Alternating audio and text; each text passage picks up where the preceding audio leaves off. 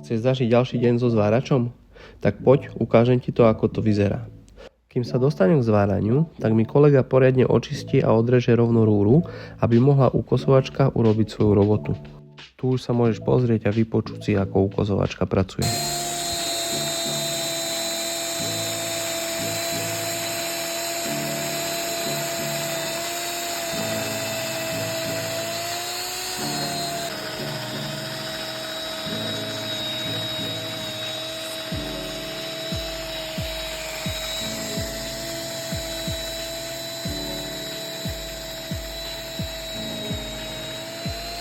Takže úkosy sú hotové, rúra je pripravená. Teraz tu máme naheftované dve kolena.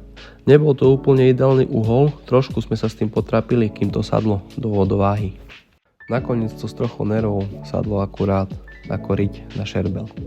Tu sme museli použiť unimog. Tie odrezané kusy rúry sú dosť ťažké a ručne by sme to nezvládli odniesť. Takto to ide rýchlejšie a bez zbytočného trápenia. Na tomto videu môžete vidieť, že sme si už priheftovali aj druhú zostavu kolien k potrubiu, čiže ja som sa už pomaly pripravoval na zváranie. Jasná vec, že predtým ako máš robiť, tak budeš robiť hocičo iné, len nie to, čo máš. Na to som expert. Tu už môžeš vidieť dnešnú hotovú robotu. Ďalej s trasou budeme pokračovať, takže ak budeš sledovať môj profil, uvidíš, ako to celé prebieha až do konca. Vďaka za komentáre a kľudne mi napíš, čo ťa zaujíma. Rád odpoviem alebo aj ukážem niečo navyše. Čau.